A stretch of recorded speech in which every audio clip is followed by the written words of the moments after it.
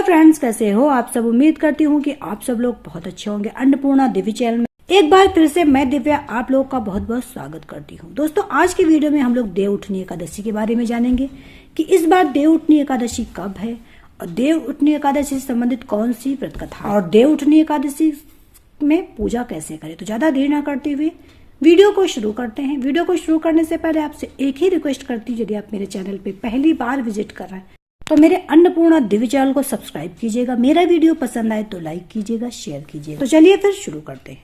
हिंदू धर्म में देव उठनी एकादशी व्रत का महत्व सबसे अधिक माना जाता है। देव उठनी एकादशी का व्रत करने से एक जन्म, रात्रि बोध से 2 जन्म और व्रत पालन करने से कई जन्मों के पापों का नाश हो जाता है। इस दिन से कई जन्मों का उद्धार होता है एवं बड़ी से बड़ी मनोकामना पूर्ण हो जाती है। इस दिन जगराता करने से कई पीढ़ियों को मृत्यु के बाद स्वर्ग मिलता है।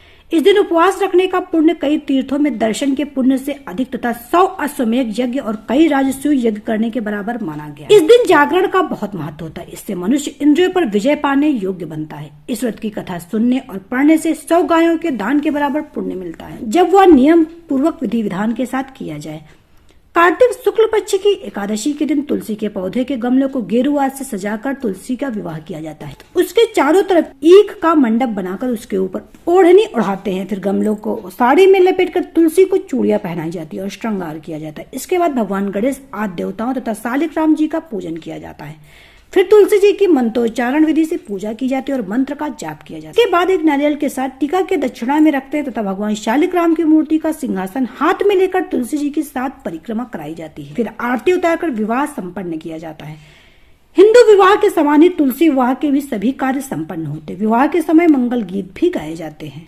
दोस्तों, एकादशी की तिथि 3 नवंबर को शाम 7:30 बजे शुरू और देव उठनी एकादशी का समापन 4 नवंबर को शाम 6:08 पे होगा। तो दोस्तों, आइए जाने कि देव उठनी एकादशी पर पूजा कैसे करें। इस दिन सुबह जल्दी उठकर स्नान करके स्वच्छ वस्त्र धारण करें। इसके बाद भगवान विष्णु का ध्यान करते हुए व्रत करने का संकल्प लें। घर की सफाई के बाद आंगन में भगवान विष्णु के चरणों की आकृति बनाएं। एक ओखली में गेरू से भगवान हरि का चित्र बनाएं। अब इस ओखली के पास मिठाई, फल, सिंगाड़े और गन्ना रखकर उसे डलिया से ढक दें। इस दिन रात के समय अपने पूजा स्थल और घर के बाहर दीपक जलाया जाता है और घर के सभी सदस्यों के द्वारा भगवान विष्णु और सभी देवी देवताओं का पूजन किया जाता है। फिर शंख और घंटी बजाकर भगवान विष्णु को उठो देवा, बैठो देवा, अंगुरिया चटकाओ देवा, नई सूत, नई कपास, देव उठाए, कार्तिक मास कहते हुए उठाया जाता है। तो चलिए दोस्तों, देव उठनी एकादशी से संबंधित कथा का श्रवण करते हैं। एक बार भगवान विष्णु जी से लक्ष्मी जी ने आग्रह के भाव में कहा कि वह दिन रात जागते हैं, लेकिन एक बार सोते हैं तो फिर लाखों करोड़ों वर्षों के लिए सो जाते हैं। उस समय समस्त चराचर का नाश भी कर डालते। इसलिए इस नियम से वह विश्राम किया करता ताकि उन्हें कुछ समय आराम का मिल सके। लक्ष्मी जी की बात सुनकर नारायण मुस्कुराए और कहा कि ठीक कह रहे। उनके जागने से सब देवों और खासकर लक्ष्मी जी को कष्ट होता है। उनको उनकी वजह से जरा भी आराम नहीं मिलता। उनको उनकी सेवा से वक्त ही नहीं मिलता। इसलिए आज से वह हर वर्ष 4 माह वर्षा ऋतु में शयन किया करेंगे। उनकी यह निद्रा अल्प निद्रा और प्रलयकालीन महानिद्रा कहलाएगी। उनकी यह अल्प निद्रा उन भक्तों के लिए परम मंगलकारी होगी। इस काल में उनके जो भी भक्त उनकी शयन की भावना कर उनकी सेवा करेंगे और शयन व उत्थान के उत्सव को आनंद पूर्वक आयोजित करेंगे। इसलिए इस एकादशी को देव उठनी एकादशी कहा जाता है, क्योंकि भगवान विष्णु 4 माह की योग निद्रा के बाद अपनी निद्रा से बाहर आते और सारे शुभ कार्य शुरू हो जाते हैं। दोस्तों, एक दूसरी देव उठनी एकादशी संबंधित कथा चलिए उसका भी श्रवण कर लेते हैं। एक राजा था, उसके राज्य में प्रजा सुखी थी।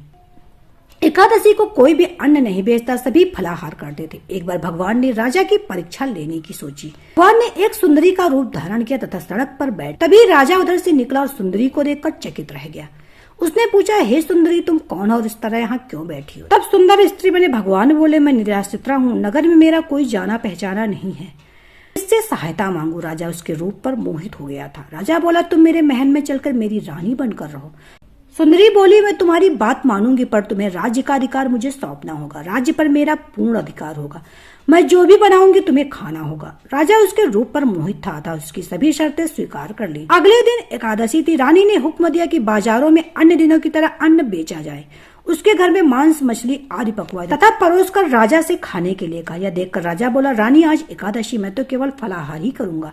तब रानी ने शर्त की याद दिलाई और बोली, या तो खाना खाओ नहीं तो मैं बड़े राजकुमार का सिर काट दूंगी। राजा ने अपनी स्थित बड़ी रानी से कहा तो बड़ी रानी बोली, महाराज धर्म ना छोड़े, बड़े राजकुमार का सिर दे दे, पुत्र तो फिर भी मिल जाएगा पर धर्म नहीं मिलेगा। इस दौरान बड़ा राजकुमार खेल कर आ गया। माँ की आंखों में आंसू देखकर वह रोने का कारण पूछने लगा तो माँ ने सारी वस्तु स्थिति बता दी। तब वह बोला, मैं सिर देने के लिए तैयार हूँ, पिताजी की धर्म की रक्षा जरूर होगी। राजा दुखी मन से राजकुमार का सिर देने को तैयार हुआ तो भगवान विष्णु ने प्रकट होकर असली बात बताई। राजन, तुम इस कठिन परीक्षा में पास हुए। भगवान ने प्रसन्न मन से राजा से वर मांगने को कहा तो राजा बोला, आपका दिया सब कुछ हमारे पास है, हमारा उद्धार करें। तो दोस्तों ये थी देवउठनी एकादशी संबंधित व्रत कथा। उम्मीद है कि आप लोगों को जरूर पसंद आएगी। वीडियो पसंद आए तो वीडियो को लाइक कीजिएगा, शेयर कीजिएगा। चैनल पे पहली बार विजिट करें तो मेरे अन्नपूर्णा दिव्य चैनल को जरूर सब्सक्राइब कीजिएगा। यहाँ पे हिंदू धर्म से जुड़ी कथा कहानी आप लोगों को सुनने को मिलती रहेगी। तो मिलते हैं नेक्स्ट वीडियो में, तब तक के लिए bye bye. Subscribe now and press the bell icon. Never miss an update.